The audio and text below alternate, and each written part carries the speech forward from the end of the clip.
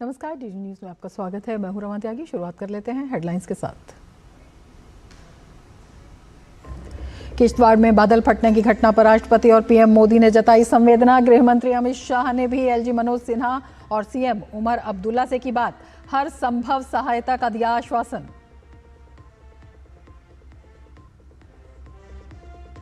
अस्सीवां स्वतंत्रता दिवस मनाने के लिए देश तैयार। समारोह के लिए राजधानी दिल्ली में जमीन से आसमान तक कड़ा पहरा।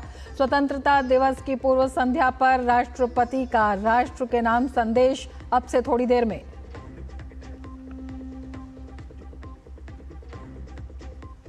भारत की पाकिस्तान को खुली चेतावनी। किसी भी दुस्साहस के भुगतने पड़ेंगे गंभीर परिणाम। विदेश मंत्रालय ने कहा, पाकिस्तान की बेतुकी बयानबाजी, नाकामियों से मिली हताशा। वोटर लिस्ट पर कांग्रेस के आरोपों पर भाजपा का तंज। केंद्रीय मंत्री गजेंद्र सिंह शेखावत ने पूछा सवाल, कांग्रेस राज में नागरिकता से पहले ही सोनिया गांधी के पास कैसे आया था वोटर कार्ड। बिहार एसआईआर मामले में सुप्रीम कोर्ट में सुनवाई। सुप्रीम कोर्ट ने आयोग से किए सवाल, मृत मतदाताओं के नाम क्यों नहीं हुए सार्वजनिक। 65 लाख मतदाताओं की लिस्ट जारी करने का आदेश।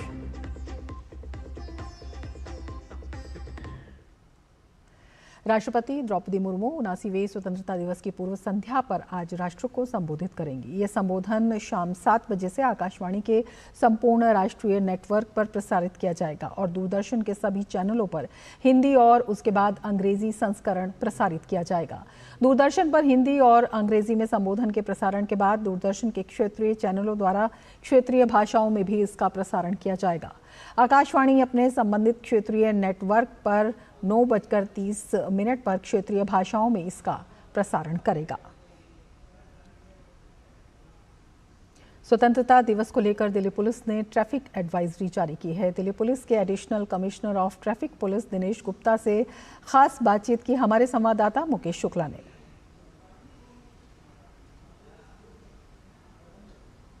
स्वतंत्रता दिवस के मौके पर दिल्ली पुलिस जो है वो पूरी तरह से तैयार है। चाक चौबंद इंतजाम है। ट्रैफिक को लेकर के क्या कुछ इंतजाम है, इस पर बात करेंगे एडिशनल सीपी जो दिल्ली पुलिस के दिनेश गुप्ता जी के साथ। सर, क्या कुछ खास इंतजाम है इस 15 अगस्त के लिए? देखिए, इंडिपेंडेंस डे सेलिब्रेशंस के लिए हमारा बड़ा डिटेल ट्रैफिक अरेंजमेंट है। इसमें हम लोगों ने अपने ट्रैफिक रिस्ट्रिक्शंस को लागू किया है। जैसे आज रात में 10 बजे से हमारे तमाम बॉर्डर से कोई भी कमर्शियल व्हीकल्स का एंट्री नहीं है। इसके लिए हमने अपने बॉर्डरिंग जो स्टेट्स हैं, यूपी, हरियाणा, इनसे हमारा लाइजन है, जिससे कि बॉर्डर्स पे ज़्यादा जाम ना लगे। तो हम इनको पहले से ही बॉर्डर पहले से ही कमर्शियल व्हीकल को हम इनको डाइवर्जन्स कराएंगे और अब दिल्ली में एंट्री नहीं होने देंगे। और ये कल तक चलेगा जब तक हमारा अरेंजमेंट यहाँ का ख़त्म नहीं हो जाता लाल किले का। इसके अलावा जो भी हमारे वीआईपी रूट्स हैं जो लाल किले की तरफ रोड्स जा रही हैं, उनमें हमारे ट्रैफिक रोड्स पे रिस्ट्रिक्शंस हैं। इसके लिए एक डिटेल्ड एडवाइजरी हमने इशू करवा दी गई है। उस एडवाइजरी के अनुसार जहाँ जिन रोड्स पे वर्जित है वाहनों का, उस वाहनों पे हमारे स्टाफ डिप्लॉयड हैं। कितने जवान दिल्ली पुलिस के इस समय तैनात होंगे और अर्धसैनिक बल के साथ? देखिए, हमारे करीब 3-3.5 हज़ार जो स्टाफ कम से कम ट्रैफिक का जो डिप्लॉयड ही है, और बाकी लोकल पुलिस भी पूरा स्टाफ मैक्सिमम हमारा डिप्लॉयमेंट है। हमारा जो इंडिपेंडेंस डे सेलिब्रेशन है, इसमें हमारा मैक्सिमम हम लोग स्टाफ को डिप्लॉय किया हुआ है और तमाम रूट्स पे, इंटरसेक्शंस पे हमारे स्टाफ डिप्लॉयड है, प्रॉपर्ली ब्रीफ्ड है और हम लोग प्रॉपर्ली इसको सुपरवाइज कर रहे हैं। आप 15 अगस्त के दिन जब प्रधानमंत्री का वहाँ से भाषण होगा तो जो जनता टीवी पे देखेगी वो अलग है, जो वहाँ जाकर के देखेगी उनको किसी तरह की असुविधा ना हो उसका भी खासा ध्यान रखा जा रहा है। कैमरा नवीन के साथ मैं मुकेश शुक्ला, डीडी न्यूज़ दिल्ली।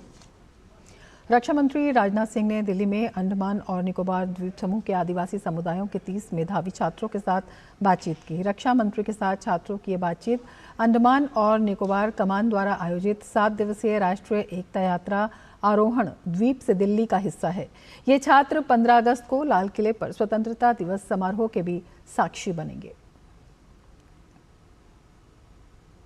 79वें स्वतंत्रता दिवस के अवसर पर अल्पसंख्यक कार्य मंत्रालय द्वारा लगभग 100 से अधिक बच्चों को राष्ट्रीय राजधानी दिल्ली में आमंत्रित किया गया। इस अवसर पर आयोजित कार्यक्रम में केंद्रीय मंत्री किरेन रिजिजू ने कहा कि कार्यक्रम का उद्देश्य आज़ादी के महत्व के संबंध में भविष्य की पीढ़ी को प्रेरित करना है।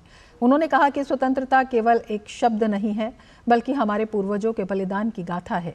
इस मौके पर उन्होंने युवाओं से आग्रह किया कि विदेश के विकास में सक्रिय भूमिका निभाएं। कार्यक्रम में केंद्रीय राज्य मंत्री जॉर्ज कुरियन सहित अल्पसंख्यक मंत्रालय के अधिकारी और कर्मचारी भी शामिल हुए। मिनिस्ट्री ऑफ माइनॉरिटी अफेयर्स ने सिख कौम के युवाओं के साथ इंटरेक्शन कार्यक्रम बनाया है और ये बच्चे स्वतंत्रता दिवस में प्रधानमंत्री जी का गेस्ट के रूप में वहाँ रेड फोर्ट जाएंगे और वहाँ भाषण भी सुनेंगे और आज़ादी का महोत्सव में मिलकर के सेलिब्रेट करेंगे। बच्चे वहाँ हमारा प्रधानमंत्री का संग्रहालय है वहाँ भी जाएंगे और अलग अलग पार्टी के अलग अलग प्रधानमंत्रियों ने क्या काम किया, कैसे देश को आगे ले गया, ये जो जर्नी है इनका भी ये लोग एक साक्षी बनेंगे। कार्यक्रम में शामिल बच्चों में भी काफ़ी उत्सुकता देखी गई। उनका कहना था कि उनके लिए बहुत हर्ष का विषय है कि उन्हें इस खास आयोजन में आमंत्रित किया गया। मैं आज तक जैसे दिल्ली में रहता हूँ, आज तक तो गया नहीं हूँ, बट आज मौका मिलेगा। बचपन से टीवी पे ही देखते आए हैं या फिर परेड देखते आए हैं दूसरी, बट कल हमें पहली बार मौका मिलेगा जाने का, वो भी एज अ चीफ गेस्ट, तो बहुत ही उत्साह है। खुशी है क्योंकि मैंने कभी सोचा ही नहीं था। हमेशा लाल किला देखा था और गए भी हैं, ऐसा नहीं गए, बट इस बारी बहुत डिफरेंट होगा क्योंकि हम एज अ स्टूडेंट भी जा रहे हैं, हम एज अ गेस्ट भी जा रहे हैं। ये फर्स्ट टाइम है हमारा, तो बहुत ज़्यादा एक्साइटमेंट होती है और बहुत धन्यवाद प्रधानमंत्री जी का, मोदी जी का। और मैं इस बात पे भी खुश हूँ कि हमें special as a special guest first time government ने बुलाया है and it is a once in a lifetime opportunity for us. And मैं थैंक्स बोलूँगा Kiran Rijiju and prime minister Modi का कि उन्होंने हमें इतनी स्पेशल अपॉर्चुनिटी दी। भारत सरकार के आयुष मंत्रालय के अधीन मोरारजी देसाई राष्ट्रीय योग संस्थान में देश भर से योग के क्षेत्र में अग्रणी एकजुट हुए। शिक्षाविदों, योग चिकित्सकों, लेखकों और योग प्रशिक्षकों सहित देश भर के प्रमुख योग के अग्रणियों ने इस दौरान संस्थागत संवाद समर्पित योग सत्रों और समग्र स्वास्थ्य विषयों पर चर्चा में भाग लिया। दरअसल आयुष मंत्रालय की तरफ से देश भर के प्रमुख योगाचार्यों को 15 अगस्त को भारत के 79वें स्वतंत्रता दिवस समारोह में शामिल होने के लिए दिल्ली बुलाया गया। इससे पहले योग क्षेत्र के इन अग्रणी हस्तियों का अंतर्राष्ट्रीय योग दिवस के सफल आयोजन में उनके योगदान के लिए सम्मान किया गया। इस मौके पर मोरारजी देसाई राष्ट्रीय योग संस्थान के निदेशक डॉक्टर काशीनाथ समागंडी ने कहा कि इस आयोजन में स्वतंत्रता की साझी भावना, योग के शाश्वत मूल्यों, अनुशासन, सद्भाव एवं राष्ट्र सेवा का प्रतीक है। देश भर के प्रमुख योग की हस्तियों ने इस कार्यक्रम में सम्मिलित होकर खुद को गौरवान्वित महसूस किया और प्रधानमंत्री नरेंद्र मोदी का धन्यवाद भी दिया। आयुष मंत्रालय ने एक निर्णय लिया है कि हम जो योगा संस्थाओं में जो योग इतने अच्छे से प्रचार प्रसार करें उनको हम इनवाइट करें। सो जो उनको हमने आइडेंटिफाई किए और आइडेंटिफाई का माध्यम ये रहा कि हमारे योगा सर्टिफिकेशन बोर्ड है। योगा सर्टिफिकेशन बोर्ड में जो जो संस्थाएं एक्रेडिटेड हुआ है उनको हमने एक लेटर लिख के और उनके जो अच्छे पिछले 15-20 साल से जो योग में काम कर रहे हैं उनका नाम हम लिए, उनका चयन हुआ। उसके पश्चात हम उनको इनविटेशन दिए गए और उनको एज ए हॉनर अब जो इंडिपेंडेंस डे सेरेमनी हो रहा है उसमें भाग लेने के लिए उनको बुलाया गया है। जो भी व्यक्ति योग से जुड़ेगा तो योग हमें शारीरिक, मानसिक और आध्यात्मिक स्वास्थ्य देता है। योग व्यक्ति निर्माण से राष्ट्र निर्माण का कार्य है, तो हर व्यक्ति को योगी बनना चाहिए, निरोगी बनना चाहिए, समाज के लिए सहयोगी और राष्ट्र के लिए उपयोगी बनना चाहिए। प्रेरणा देने वाला काम माननीय प्रधानमंत्री जी ने किया है। एक दूसरे के योग के क्षेत्र में काम तो बहुत सालों से बहुत लोग कर रहे हैं। ये इंडिपेंडेंस डे के इस कार्यक्रम में योग के क्षेत्र में काम करने वाले सभी योग शिक्षक संस्थान को बुलाकर एक प्रेरणा देकर और इस योग का मैसेज देश भर में फैलाने का काम माननीय प्रधानमंत्री ने किया है। योग का अभ्यास बहुत ज़रूरी है, तो जो आज हम का समागमन है सभी लोगों का, तो मैं सभी को ये कहना चाहूँगा कि अब योग का अभ्यास ज़रूर करें।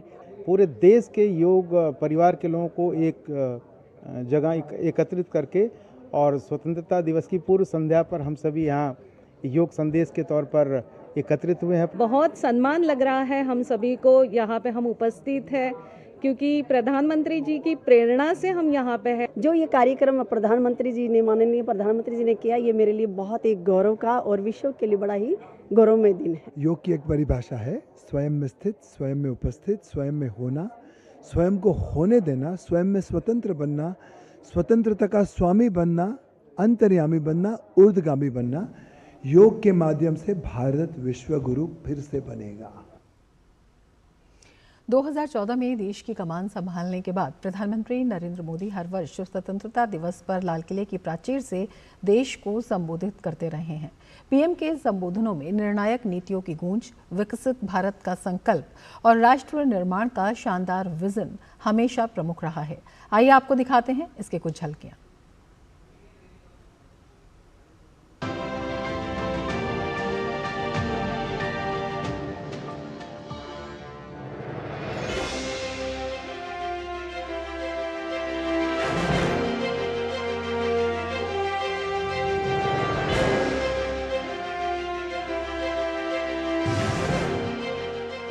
मैं आज लाल किले की प्राचीर से विश्व भर में लोगों से कहना चाहता हूं, कम मेक इन इंडिया। हमारे पास स्किल है, टैलेंट है, डिसिप्लिन है, कुछ कर गुजरने का इरादा है। हम विश्व को एक सानुकूल अवसर देना चाहते हैं। क्या आइए कम मेक इन इंडिया। आने वाले दिनों में कृषि के लिए जैसे योजना बनेगी, वैसे किसान कल्याण की भी योजना बनेगी, जाकि मेरे किसान को जो व्यक्तिगत जीवन में समस्याएं झेलनी पड़ती है, मुसीबतों से गुजरना पड़ता है, तो सरकार एक स्थायी व्यवस्था के रूप में उसको मदद करने की दिशा में प्रयास करेगा। साफ नीति, स्पष्ट नीति, साफ नियत, स्पष्ट नियत होती है, तब निर्णय करने का जज्बा भी कुछ और होता है। 3 तलाक से पीड़ित बहनों ने पूरे देश में एक आंदोलन खड़ा किया, देश के बुद्धिजीवी वर्ग को हिला दिया, देश के मीडिया ने भी उनकी मदद की। पूरे देश में 3 तलाक के खिलाफ एक माहौल निर्माण हुआ। इस आंदोलन को चलाने वाली मेरी बहनों को जो 3 तलाक के खिलाफ लड़ाई लड़ रही है, मैं हृदय से उनका अभिनंदन करता हूं। पूरे देश में ये प्रधानमंत्री जन आरोग्य अभियान लॉन्च कर दिया जाएगा और उसका परिणाम ये होने वाला है कि देश के गरीब व्यक्ति में बीमारी के संकट से जूझना नहीं पड़ेगा, उसको साहूकार से पैसा ब्याज से नहीं लेना पड़ेगा, उसका परिवार तबाह नहीं हो जाएगा। आर्टिकल 370 के कारण, 35A के कारण कुछ रुकावटें भी आई। आज लाल किले से जब मैं देश को संबोधित कर रहा हूं, तब मैं ये गर्व के साथ कहता हूं कि आज हर हिंदुस्तानी कह सकता है, 1 नेशन 1 कॉन्स्टिट्यूशन। ये राष्ट्रीय शिक्षा नीति हमारे विद्यार्थियों को जड़ से जोड़ेगी, लेकिन साथ साथ उसको एक ग्लोबल सिटीजन बनाने का भी पूरा सामर्थ्य देगी। वो जड़ों से जुड़ा होगा, लेकिन उसका सर आसमान की ऊंचाइयों को छूता होगा। आप कल्पना कीजिए, अगर भारत के पास अपनी वैक्सीन नहीं होती तो क्या होता। लेकिन आज गौरव से कह सकते हैं कि दुनिया का सबसे बड़ा वैक्सीनेशन प्रोग्राम हमारे देश में चल रहा है। आज दुनिया जब होलिस्टिक हेल्थ केयर की चर्चा करती है तो उसकी नजर भारत के योग पर जाती है, भारत के आयुर्वेद, भारत के होलिस्टिक लाइफस्टाइल के पर जाती है। ये हमारी विरासत है, हम जो दुनिया को दे रहे हैं। आने वाले 25 साल हम एक ही मंत्र को लेकर चले, ये हमारे राष्ट्रीय चरित्र के सिरमौर होना चाहिए। एकता का संदेश, भारत की एकता को जीना, भारत की एकता को आंच आए, न ऐसी मेरी भाषा होगी, न ऐसा मेरा कोई कदम होगा। ये जो कायाकल्प किया, उसका सबसे बड़ा लाभ समाज के उन वर्गों तक हम पहुंचे हैं जो ग्रामीण सड़कें वहां बनी है जिनकी तरफ कोई देखता नहीं था, जिस इलाकों को नहीं देखता था, जिन गांवों को नहीं देखता था। दलित हो, पीड़ित हो, शोषित हो, वंचित हो, पिछड़े हो, आदिवासी हो, जंगल में रहने वाले हो, दूर सुदूर पहाड़ों में रहने वाले हो, सीमावर्ती स्थान पर रहने वाले हो, हमने उनकी आवश्यकता की पूर्ति की है।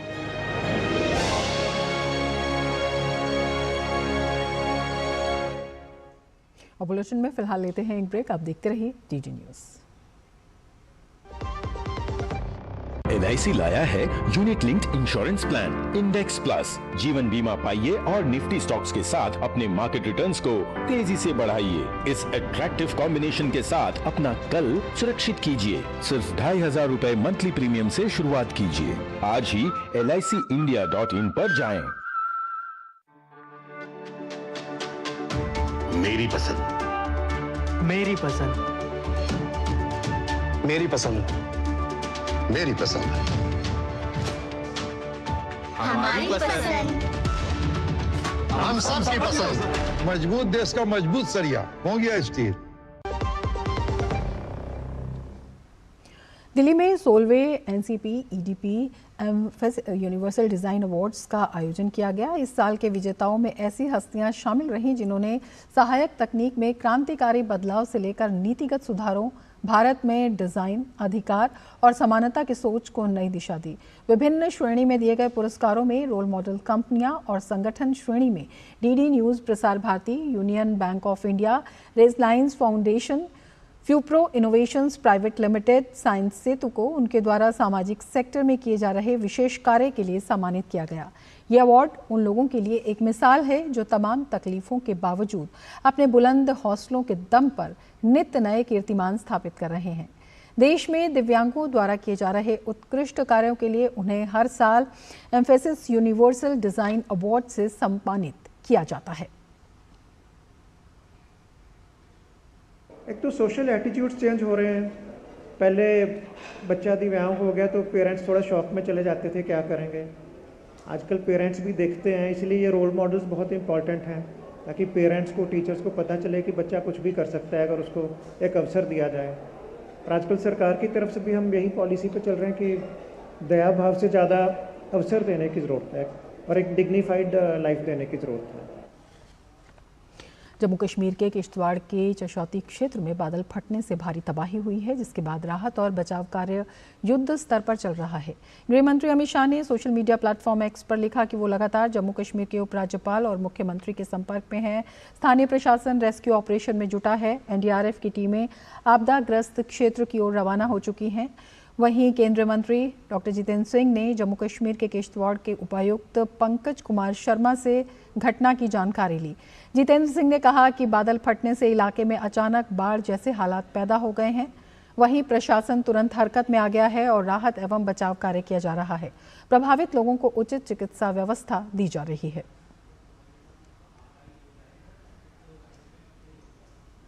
जम्मू कश्मीर के किश्तवाड़ में आई प्राकृतिक आपदा में प्रभावित लोगों के प्रति प्रधानमंत्री नरेंद्र मोदी ने संवेदना व्यक्त की है।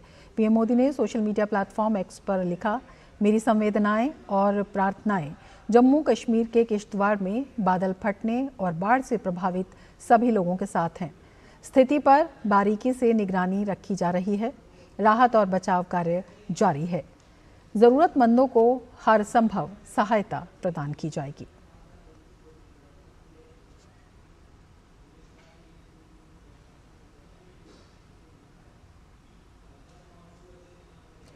भारत के खिलाफ पाकिस्तानी नेतृत्व की टिप्पणियों पर विदेश मंत्रालय के प्रवक्ता रणधीर जायसवाल ने कहा कि अपनी नाकामियों को छिपाने के लिए बार बार भारत विरोधी बयानबाजी करना पाकिस्तानी नेतृत्व की पुरानी आदत है। उन्होंने पाकिस्तान को संयम बरतने की सलाह भी दी। उन्होंने कहा कि किसी भी दुस्साहस के दर्दनाक परिणाम होंगे। We have seen reports regarding a continuing pattern of reckless warmongering and hateful comments from Pakistani leadership against India. It is well known the known modus operandi of the Pakistani leadership to whip up anti-India rhetoric time and again to hide their own failures. Pakistan would be well advised to temper its rhetoric, as any misadventure will have painful consequences, as was demonstrated recently. Sindhu जल संधि से जुड़े मुद्दे पर रणधीर जायसवाल ने कहा कि भारत इस तथाकथित मध्यस्थता, न्यायालय की वैधता, औचित्य या क्षमता को कभी स्वीकार नहीं करता। उन्होंने कहा कि न्यायालय के फैसले का कोई आधिकारिक आधार नहीं है और ये भारत के जल इस्तेमाल के अधिकारों पर कोई असर नहीं डालता। India has never accepted the legality, legitimacy or competence of the so-called Court of Arbitration. Its pronouncements are therefore without jurisdiction, devoid of legal standing, and have no bearing on India's rights of utilization of waters. India also categorically rejects Pakistan's selective and misleading references to the so-called award. As reiterated in our press release of 27 June 2025, the Indus Waters Treaty stands in abeyance by a sovereign decision of the Government of India, taking in response to Pakistan's continued sponsorship of cross-border terrorism, including the barbaric Pahalgam attack. Bharat America साझेदारी पर विदेश मंत्रालय के प्रवक्ता रणधीर जायसवाल ने कहा कि भारत और अमेरिका के बीच व्यापक वैश्विक रणनीतिक साझेदारी है जो साझा हितों, लोकतांत्रिक मूल्यों और लोगों के बीच मजबूत संबंधों पर आधारित है। उन्होंने कहा कि जैसा कि हमने पहले कहा था, इस साझेदारी ने कई बदलावों और चुनौतियों का सामना किया है। हम दोनों देशों द्वारा प्रतिबद्ध ठोस एजेंडे पर केंद्रित हैं और हमें उम्मीद है कि ये रिश्ता आपसी सम्मान और साझा हितों के आधार पर आगे बढ़ता रहेगा। India and the United States share a comprehensive global strategic partnership anchored in shared interests, democratic values, and robust people-to-people ties. This partnership has weathered several transitions and challenges, as we had said earlier as well.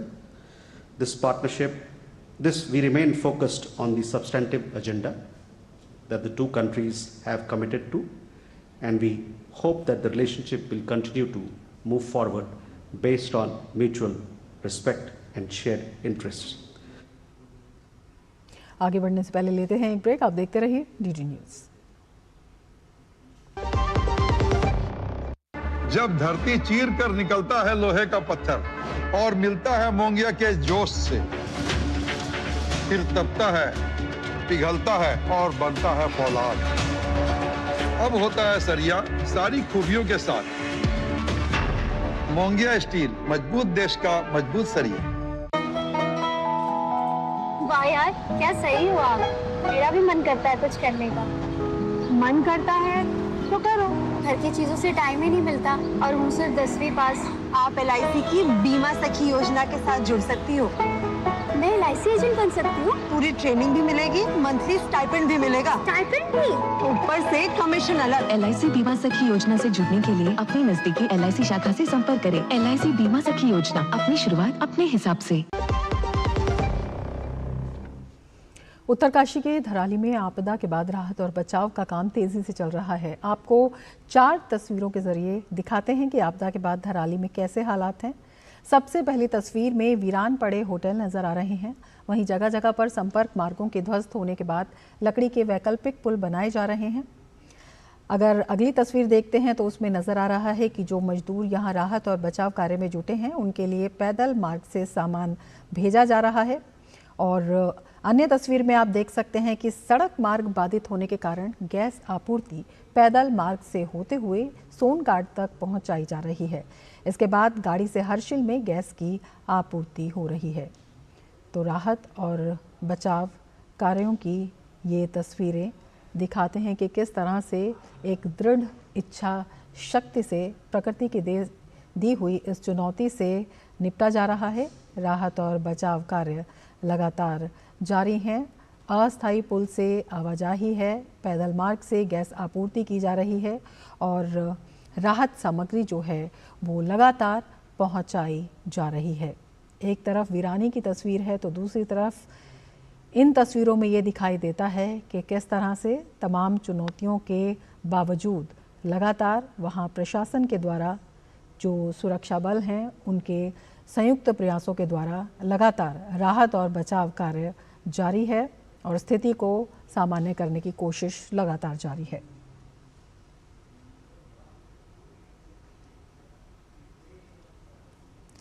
आगे बढ़ेंगे। Uttarakhand cabinet ने धर्म परिवर्तन की घटनाओं पर रोक लगाने के लिए उत्तराखंड धर्म स्वतंत्रता संशोधन अधिनियम 2025 को मंजूरी दे दी है। इस कानून में कई कड़े प्रावधान जोड़े गए हैं जिससे दोषियों को सख्त सजा और भारी जुर्माना लगाया जा सके।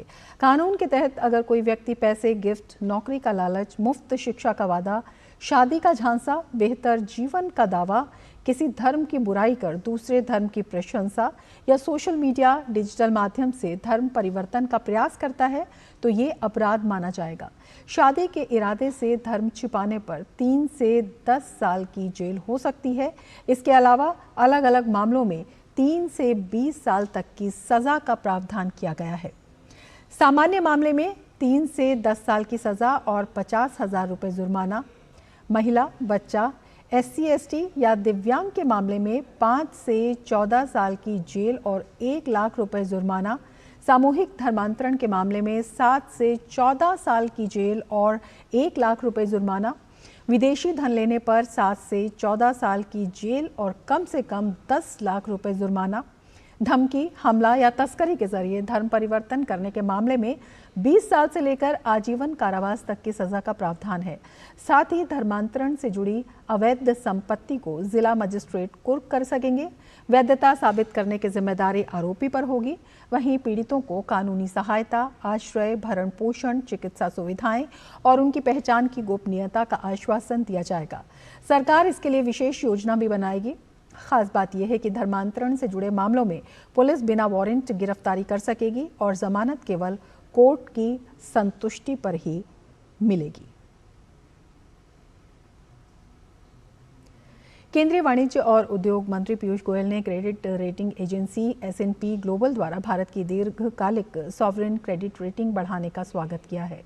उन्होंने एक्स पर लिखा है, credit rating agency S&P global द्वारा भारत की दीर्घकालिक सॉवरेन क्रेडिट रेटिंग को BBB से बढ़ाकर BBB और अल्पकालिक रेटिंग को A3 से A2 करने का स्थिर दृष्टिकोण के साथ लिया गया है। निर्णय स्वागत योग्य है। 18 साल बाद हुई इस रेटिंग बढ़ोतरी ने साबित किया है कि प्रधानमंत्री नरेंद्र मोदी के दूरदर्शी नेतृत्व में भारत राजकोषीय अनुशासन को प्राथमिकता दे रहा है, मजबूत इंफ्रास्ट्रक्चर निर्माण को गति दे रहा है और समावेशी विकास के मार्ग पर अग्रसर है।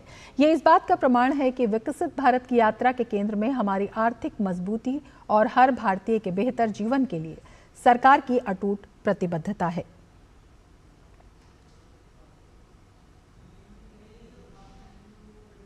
विभाजन की विभीषिका स्मृति दिवस पर प्रधानमंत्री नरेंद्र मोदी ने सोशल मीडिया प्लेटफॉर्म एक्स पर मार्मिक पोस्ट किया।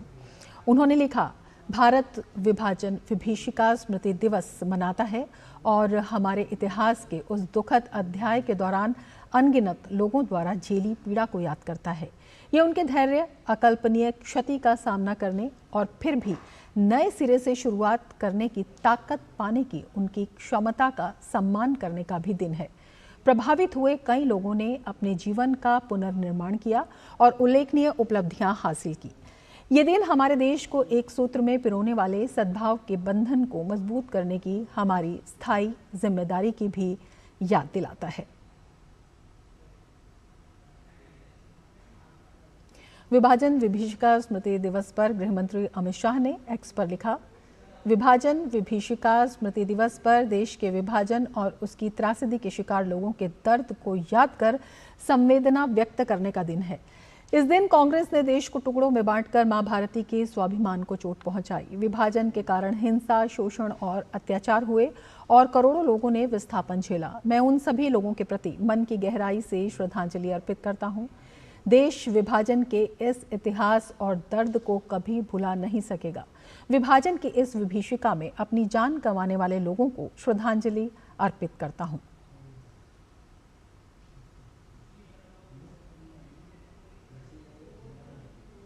आज़ादी के समय साल 1947 में देश के विभाजन के कारण जान गंवाने वालों और अपने मूल से उजड़ने वालों को याद करने के लिए प्रधानमंत्री नरेंद्र मोदी ने हर वर्ष 14 अगस्त को विभाजन विभीषिका स्मृति दिवस मनाने का निर्णय लिया था।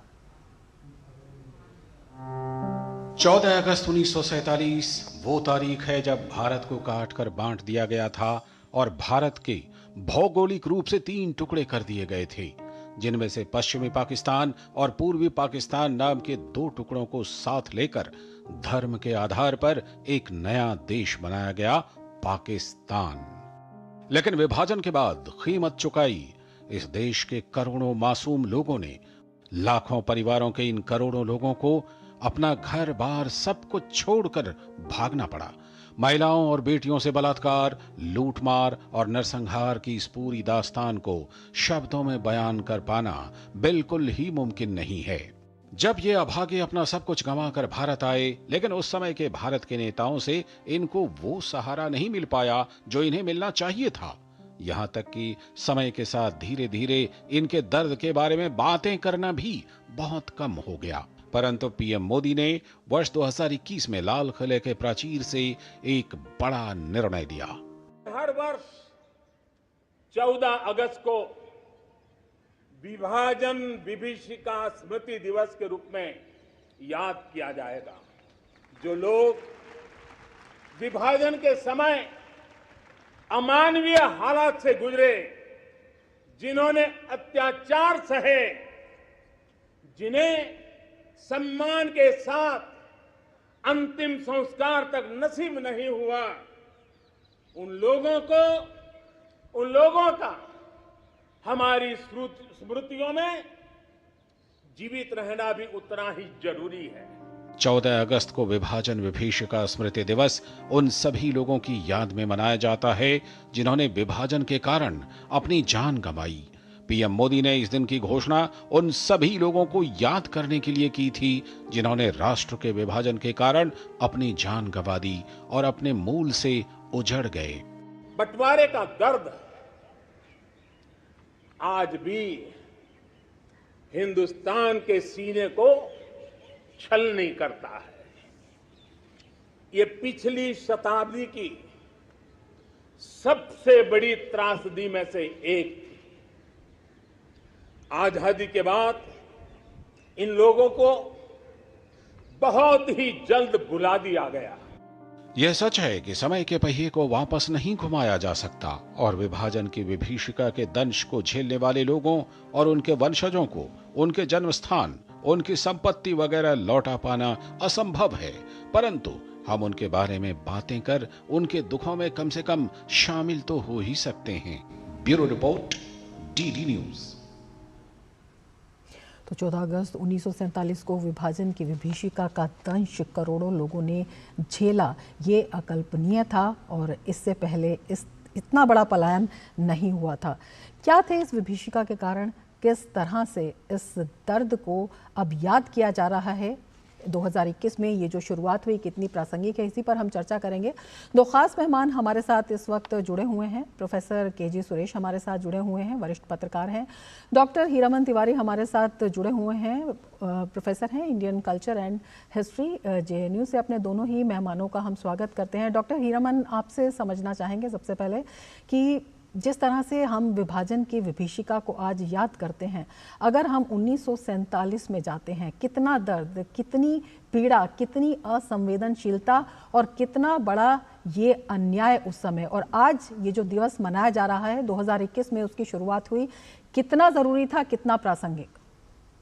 रमा जी, पहले तो बहुत बहुत धन्यवाद हमें आपके अपने कार्यक्रम में शामिल करने के लिए। जैसा कि आप बता रही हैं कि इतिहास में जब भी कोई ऐसी दारुण भीषण घटनाएं होती हैं, उनको स्मरण करने का एक माध्यम होता है, तो इतिहास तो कभी भुला नहीं पाता है और ना ही कोई भूला था।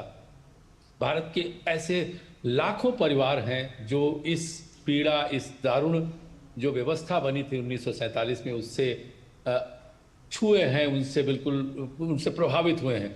लेकिन महत्वपूर्ण ये होता है कि इतिहास को रेखांकित करने के लिए, उसका रेखांकन के लिए जब कोई व्यक्ति आगे आता है, वो प्रधानमंत्री ने जब लाल किले की प्राचीर से 2021 15 अगस्त को ये घोषणा की थी, तो लाखों लोगों के आंखें जो है वो आंसू से भर आए थे। इसलिए क्योंकि वो बहुत ही भीषण व्यवस्था थी, लाखों लोगों का मर जाना, घर से विस्थापित होना। स्थान पर मैं अपनी बात करता हूँ, मेरे ससुर, सास और बाकी सब लोग जो आए थे, तो हमने कहानी सुनी है। मैं तो उत्तर प्रदेश का हूँ, लेकिन जिस प्रकार की व्यथा सुनी है, अपनी जमीन को छोड़ना, और उसके साथ साथ जिस प्रकार की हिंसात्मक तरीके से इस प्रकार का विभाजन हुआ था, तो ये विभीषिका बिल्कुल उत्तम शब्द है, विभाजन विभीषिका स्मृति दिवस, जो ये कहावत है, पुरानी कहावत है, पाश्चात्य जगत की कहावत है कि जो अपने इतिहास को भूल जाता है, मुझे लगता है वो संस्कृति विहीन हो जाता है। हमारे वरिष्ठ साथी और इतने बड़े विद्वान बैठे हुए हैं, ये इससे सहमत होंगे, चाहे पत्रकार हों, चाहे वो शिक्षाविद हों, चाहे बौद्धिक स्तर के लोग हों, सबको जब भी स्मरण करते हैं। इसलिए मुझे लगता है कि एक तो 14 अगस्त का जो दिन चुना गया है वो एक राजनीतिक तौर पर भी बहुत महत्वपूर्ण है।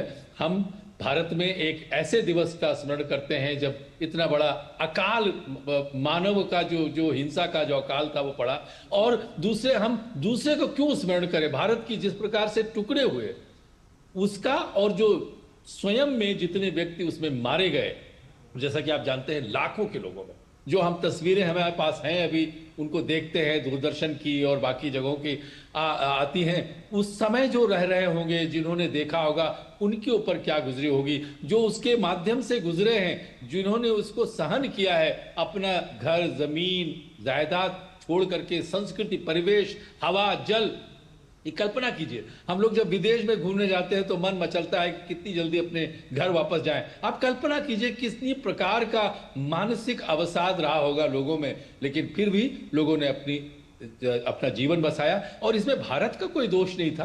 भारत ने तो स्वतंत्रता के लिए संघर्ष किया था सैकड़ों वर्षों से, उसके पहले कम से कम 100 वर्ष पहले से भयंकर संघर्ष चल रहा था। भारत ने सबको स्वतंत्रता दिखाई, लेकिन एक या दो लोगों के माध्यम से जो इतना बड़ा रक्त संचार हुआ, वो, और जो मैं बता रहा हूं कि जो हृदय और मन जिस प्रकार से टूटा होगा, उनको दशकों लगे होंगे।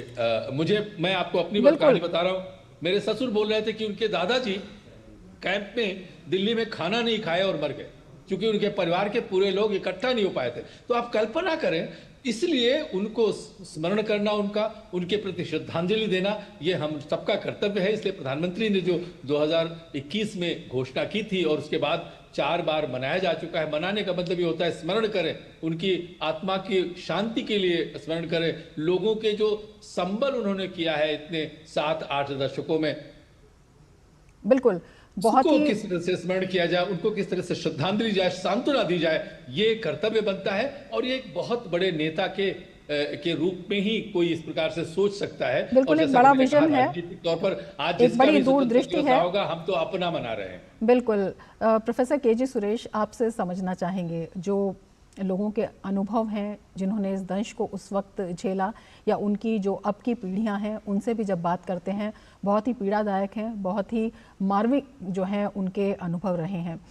कितना महत्वपूर्ण है इन अनुभवों को, उस समय की ये जो स्थिति थी उसको हमारी वर्तमान पीढ़ी और भावी पीढ़ी को जानना, और क्या कुछ इससे संदेश जाता है? बिल्कुल रमा, जैसे कि मेरे मित्र हीरामन जी ने कहा कि इसमें कहीं कोई दो राय नहीं कि एक तो हम श्रद्धांजलि दे रहे हैं उन बलिदानियों के लिए, उन लाखों लोगों के लिए जो बेघर हो गए थे, जिन पर जुल्म सितम हुआ था, अत्याचार हुआ था, जो मारे गए थे।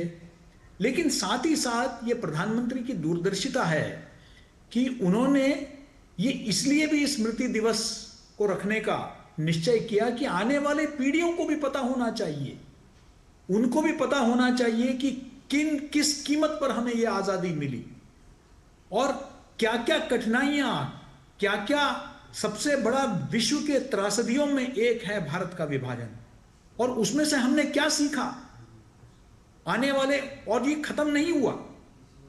कश्मीर में जिस तरीके से कश्मीरी पंडितों का, किस तरीके से उनको अपने ही देश में शरणार्थी बनना पड़ा, इससे स्पष्ट हो जाता है कि उसके बाद भी, दशकों बाद भी जो है उसका पुनरावृत्ति हुई। आज भी कुछ हिस्सों में इस तरह की घटनाओं का सुनते हैं। बांग्लादेश में फिर हमने देखा कि किस तरीके से जो है वहां के जो अल्पसंख्यक है उन पर अत्याचार किया जा रहा है। वो मानसिकता में अभी भी परिवर्तन नहीं हुआ। इसलिए हमें सतर्क रहने की जरूरत है, हमें जागरूक रहने की जरूरत है। और शायद प्रधानमंत्री ने जब ये विभीषिका दिवस के बारे में, स्मृति दिवस के बारे में संकल्प लिया, जब ये कल्पना की उन्होंने, उनका उद्देश्य यही था कि जो आने वाली पीढ़ियां हैं वो उसको न भूलें, और ताकि आगे से कोई ऐसी गलती हमसे न हो, इस बात से हम सतर्क रहें, हम होशियार रहें, ये बहुत आवश्यक है। बिल्कुल, ये अलग बात है। उनके जज्बे को मैं सलाम करता हूं। जो लाखों लोग जो आए पलायन कर कर, आज अपने पुरुषार्थ से, अपने मेहनत से उन्होंने भारतीय समाज में एक जगह बनाई। वो बंगाल से आए, वो पंजाब से आए, वो सिंध से आए, वो फ्रंटियर से आए, लेकिन उन्होंने एक मुकाम पर वो पहुंचे हैं उन सब बातों को भुलाकर। लेकिन आने वाले पीढ़ियों को बिल्कुल नहीं भुलाना चाहिए। हम जब आज विकास के पथ पर चल रहे हैं तो हमें पता होना चाहिए कि इसके बुनियाद में क्या क्या त्रासदियां हुई है, ताकि गलती से भी हम उन गलतियों को ना दोहराएं। बिल्कुल, बेहद अहम बात आपने कही है कि ये जो दंश था उस वक्त तो झेला ही, अब भी इसका जो असर है कई जगह दिखाई देता है और उससे सतर्क रहने की बहुत ज़रूरत है। डॉक्टर हीरामन, आपसे हम समझना चाहेंगे, एक जिस तरह से कह रहे हैं कि ये बहुत बड़ी ऐतिहासिक, इसमें कई तरह की जो भूल हैं वो भी दिखाई देती हैं, बहुत ज़रूरी है। क्या कुछ इसके कारण थे, चाहे वो सामाजिक कारण हो, राजनीतिक कारण हो या तत्कालीन परिस्थितियाँ हों? बिल्कुल, अभी सुरेश भाई ने बिल्कुल ठीक बताया कि सबसे बड़ा जो इसमें पाठ मिलता है, हम श्रद्धांजलि तो देते हैं कि भविष्य में ऐसा कभी ना हो। ये बिल्कुल सहमत हूं मैं इस बात से कि हम लोग उनका सम्मान करते जिन्होंने अपनी जिंदगी बनाई, यदि जीवित बचे, लेकिन जो जीवित नहीं बच पाए। मैं आपको 2 उदाहरण देता हूं बहुत ही जल्दी में। मैं ऑक्सफोर्ड में विद्यार्थी था, तो एक कॉन्फ्रेंस हुई थी इसी पार्टीशन को लेकर के। तो एक इतिहासकार थे पाकिस्तान के और भारत के भी इतिहासकार थे। तो उन्होंने एक प्रश्न जब चल रहा था तो उन्होंने कहा, तो क्या हुआ कि 20-25 लाख लोग इधर उधर हो गए या तमाम मारे गए, हमें अपना देश तो मिल गया। इस प्रकार की, इस स्मरण की बात वो करते हैं कि भविष्य में ऐसा ना हो, हम सबको सतर्क रहना है। दूसरा जो आपने प्रश्न किया कि ये जो दंश है, ये जो दारुण कहानी है, इस कहानी को बार बार स्मरण करना है, अपने बच्चों को समझाना है कि हम ऐसे कदम न उठाएं जिससे भविष्य में ऐसी परिस्थिति आए। और उन्होंने ठीक कहा कि अभी भी ऐसे क्षेत्र हैं हमारे देश में, कश्मीर बहुत बड़ा मुद्दा है। इन्होंने बताया कि अपने ही देश में वो एक प्रकार से पुनरावृत्ति हुई और वो भी एक घाव है। और जो पिछले साल 1.5 साल से बांग्लादेश में हो रहा है, उसको देख करके आपको लगता है कि बहुत ही आवश्यक था इस दिवस को स्मरण करना, इसको निश्चित करना। और जो इतिहास की जहां तक बात है, हमको आप होलोकॉस्ट की दुनिया भर में बात होती है, आपने देखा उनका सबसे बड़ा लोगो है नेवर अगेन। और ये पिछले 5-6 दशक 7 दशक से पूरे विश्व भर में बड़े बड़े अकादमिक क्षेत्रों में बने हैं, फिल्में बनती हैं। इसी प्रकार के कार्यक्रम हमको करने होंगे ताकि जैसे अभी सुरेश भाई ने बोला कि सभी को जागरूक बनना है, सबको जानना है, अपने इतिहास को, अतीत को जानना है, ताकि हमारा भविष्य संवरा रहे। और भारत चूंकि एक प्रगति के मार्ग पर है, एक विकसित भारत के मार्ग पर है, तो ऐसी कोई भी स्थिति नहीं सामने आनी चाहिए जिससे कि उसमें बाधा आए। और इस बाधा को रोकने के लिए उनको स्मरण करना, साथ में श्रद्धांजलि देना तो आवश्यक है ही। और जितने भी देशवासी हैं, ये नहीं है कि जो क्षेत्र, कोई भी क्षेत्र अछूता नहीं रहा है, चाहे वो साउथ हो, चाहे नॉर्थ हो, चाहे वेस्ट हो, चाहे ईस्ट हो, हर हिस्से ने इस पीड़ा को झेला है, इस दंश को झेला है। प्रोफेसर केजी सुरेश, आपसे समझना चाहेंगे, जब हम इसके कारणों की बात करते हैं और इसके परिणामों पर भी हम जिस तरह से विचार कर रहे हैं और एक दूरगामी सोच जो प्रधानमंत्री नरेंद्र मोदी की है, एक सवाल ये भी उठता है कि क्या तत्कालीन परिस्थितियों में इसे टाला जा सकता था, इसमें कुछ व्यवधान किया जा सकता था? और उसके बाद लगातार 2021 से ये शुरुआत हुई इसका स्मृति दिवस मनाने का, उससे पहले इतने सालों तक क्यों किसी के मन में ये विचार नहीं आया कि इसे स्मरण करना चाहिए और इससे सबक भी लेना चाहिए? बिल्कुल महत्वपूर्ण सवाल है आपका। शायद इसीलिए क्योंकि अगर हम उसे स्मरण करेंगे तो फिर हम उसके इतिहास के पन्नों में बिल्कुल गहराई से जाएंगे और हम उसके कारण ढूंढेंगे कि कौन इसके लिए जिम्मेदार है। और यह बिल्कुल स्पष्ट है कि तत्कालीन नेतृत्व अगर चाहती तो इतनी बड़ा जो मानवीय जो त्रासदी है इससे बचा जा सकता था।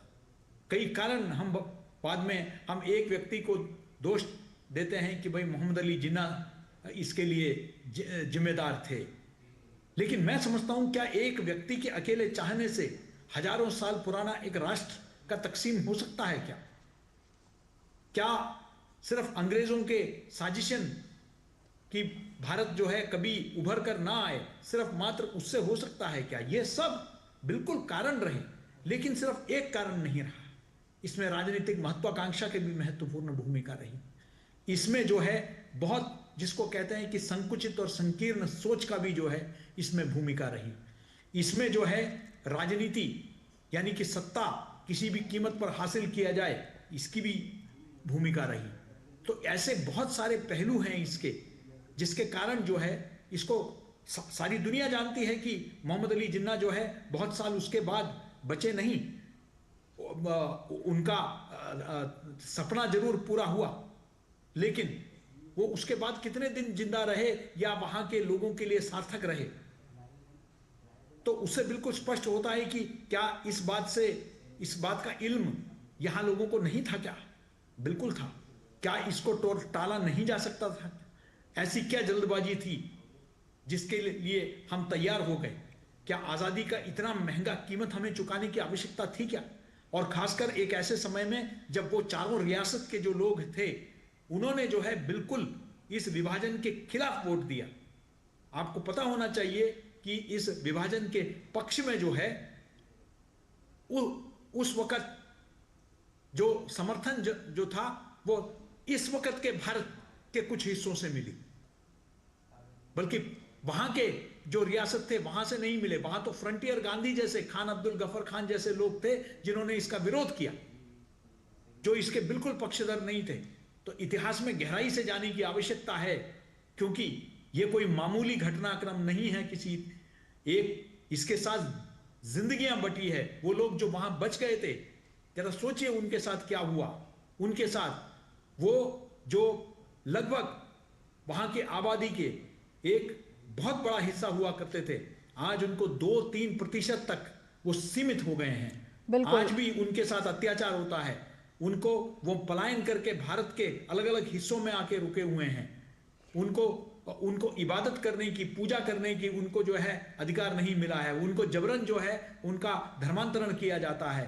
बिल्कुल, उस समय एक बड़ी पीड़ा, एक बड़ा घाव तो था ही, आज भी इसका जो असर है दिखाई देता है और इस इतिहास से सबक लेने की ज़रूरत है। एक जो सशक्त संदेश है उसकी ज़रूरत है, ताकि भविष्य में इसकी पुनरावृत्ति ना हो या इस तरह का जो दर्द है, जो पीड़ा है, वो अन्य पीढ़ियों को ना झेलना पड़े। बहुत शुक्रिया केजी सुरेश जी, बहुत शुक्रिया प्रोफेसर हीरामन हमारे साथ शामिल होने के लिए और इतनी महत्वपूर्ण जानकारी हमारे साथ साझा करने के लिए। आगे बढ़ेंगे, लेकिन उससे पहले लेते हैं एक ब्रेक। आप देखते रहिए डीडी न्यूज़।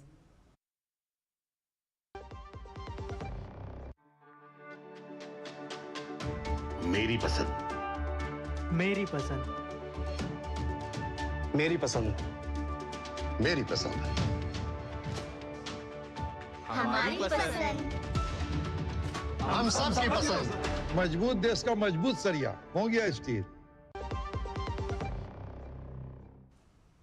ब्रेक के बाद फिर से आपका स्वागत है। प्रधानमंत्री इंटर्नशिप योजना के तहत प्रशिक्षण ले रहे देश भर के 100 से अधिक युवा इस साल 79वें स्वतंत्रता दिवस समारोह में विशेष अतिथि के रूप में शामिल होंगे। प्रधानमंत्री इंटर्नशिप योजना ने देश में हजारों युवाओं को प्रतिष्ठित कंपनियों में काम सीखने का मौका ये योजना देती है और कुछ ऐसे ही युवाओं के अनुभव जाने हमारे संवाददाता अजय मिश्र ने।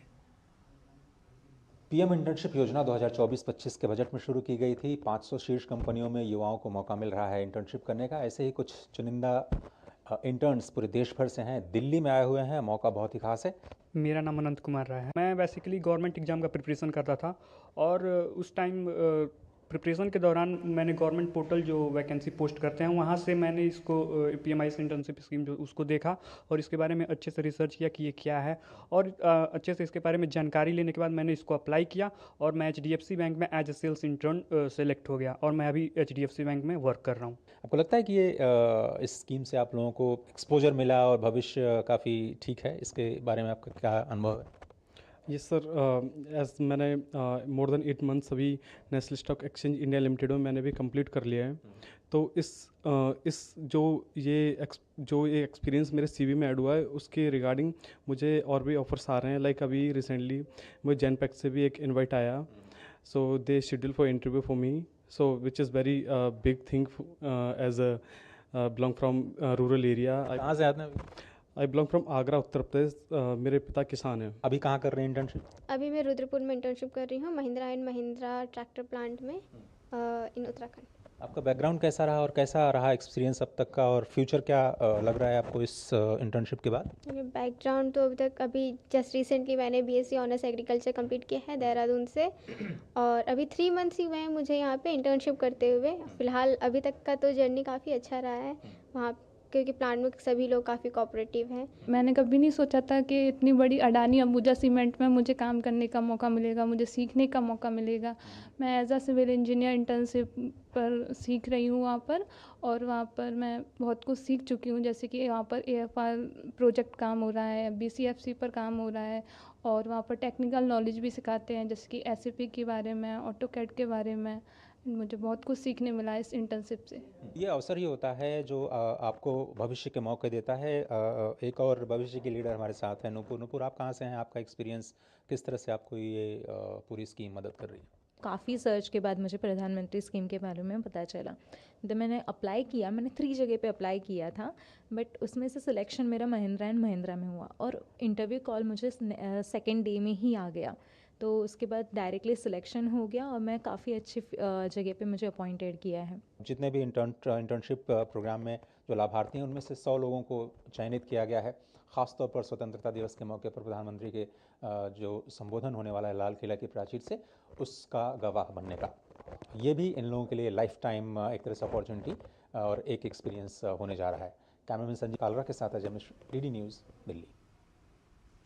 इस बार दिल्ली पुलिस ने सुरक्षा को लेकर कई तरह की नई तकनीकों का सहारा लिया है। संयुक्त पुलिस आयुक्त मधुर वर्मा ने बताया कि अन्य तैयारियों के साथ ही AI कैमरों के जरिए फेस रिकॉग्निशन सिस्टम इंस्टॉल किया गया है। वहीं लाल किले और लाल किले की ओर आने वाले VIP मार्गों पर CCTV कैमरे लगाए गए हैं।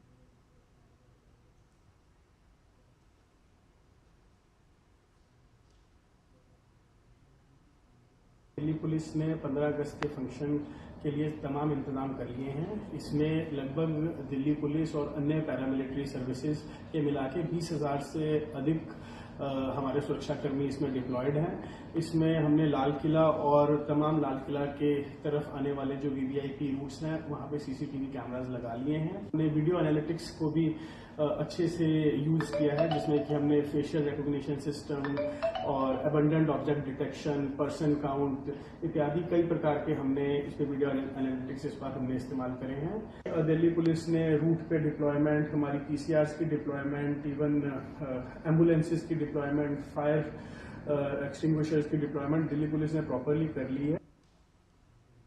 उत्तर प्रदेश के मेरठ में श्री कृष्ण जन्माष्टमी त्योहार पर वोकल फॉर लोकल का असर देखा जा रहा है। प्रधानमंत्री नरेंद्र मोदी के वोकल फॉर लोकल अभियान को मेरठ के स्थानीय लोगों के साथ व्यापारियों का भी सहयोग मिल रहा है। इस अभियान के तहत यहां स्थानीय उद्योगों, कलाकारों और कला को भी बढ़ावा मिल रहा है। पश्चिमी उत्तर प्रदेश के मेरठ में इस बार श्री कृष्ण जन्माष्टमी पर प्रधानमंत्री नरेंद्र मोदी के वोकल फॉर लोकल अभियान का असर देखने को मिल रहा है। एशिया की सबसे बड़ी गोल्ड मंडी मेरठ में इस बार श्री कृष्ण जन्माष्टमी के अवसर पर चांदी के लड्डू गोपाल, ज्वेलरी और बांसुरी के साथ साथ हाथों से बने हुए लड्डू गोपाल के वस्त्र, पालने और झूले की काफी डिमांड बढ़ गई है। सभी लोग प्रधानमंत्री के आह्वान पर स्थानीय उत्पादों को बढ़ावा देने की पहल को सार्थक करते नजर आ रहे हैं। गौरतलब है कि प्रधानमंत्री नरेंद्र मोदी ने अपने मन की बात में अपने जिले, अपने प्रदेश और अपने देश के स्थानीय उत्पादों को त्योहारों पर इस्तेमाल करने का आह्वान किया था। हम लोग है ना अपने स्वदेशी को बढ़ावा देना चाहते हैं, तो हमने काफ़ी सारी लेडीज़ को नया काम दे रखा है। प्रधानमंत्री जी भी कहते हैं मन की बात में कि अपने स्वदेशी अपनाओ, स्वदेशी को बढ़ावा दो, तो इसलिए हम ज़्यादा से ज़्यादा सामान अपने यहाँ बनवाते हैं। जन्माष्टमी की मटकियाँ, झूले, पोशाक, थालियाँ, ये सब बना रहे हैं, और इसके अलावा हैंडीक्राफ्ट में सभी आइटम बनते हैं हमारे यहाँ। वोकल फॉर लोकल अभियान का असर मेरठ में खूब देखने को मिल रहा है। इसके लिए श्री कृष्ण जन्माष्टमी के अवसर पर महिलाएं अपने हाथों से पालने, झूले और पोशाक तैयार कर रही हैं, जो बाजारों में उचित दाम पर उपलब्ध है। कृष्ण जन्माष्टमी के अवसर पर हमारे यहाँ चांदी के लड्डू गोपाल, बांसुरी और ये चांदी की पूरी ज्वेलरी हमने बनाई है, और गोल्ड में भी हम ऑर्डर से बना रहे हैं। जो भी चीज़ चाहिए, फुल ज्वेलरी, जैसे हाथ के कड़े, गले की चैन, मुकुट और बांसुरी, ऑल द थिंग्स। इस बार ज्वेलरी बहुत पसंद कर रहे हैं, चूँकि पहले आती थी आर्टिफिशियल, अब हमने चांदी सोने बनानी चालू कर दी है। जन्माष्टमी लेके खासा चीज़ उपलब्ध है, उनके हार श्रृंगार माला और जैसे उनकी पोशाक होती है वो हाथ से बनी हुई ज़्यादा चीज़ चल रही है। डिमांड में उनकी इस बार हाथ से बनी हुई पोशाकें, हैंडवर्क आइटम, राजस्थानी आइटम, जयपुरी आइटम, ये सब चीज़ उपलब्ध है। स्वदेशी अपनाने से ये होगा, हमारा देश तरक्की करेगा, हमारा देश आगे बढ़ेगा। हाथों से बने स्थानीय उत्पाद बनाने वाले लोगों का भी कहना है कि स्थानीय उत्पाद की डिमांड मार्केट में बढ़ने से लोगों को रोजगार उपलब्ध होगा और हमारा देश भी आत्मनिर्भर बनेगा। मेरठ से डीडी न्यूज के लिए संगीता श्रीवास्तव की रिपोर्ट। इसके साथ ही इस बुलेटिन में फिलहाल इतना ही। नमस्कार।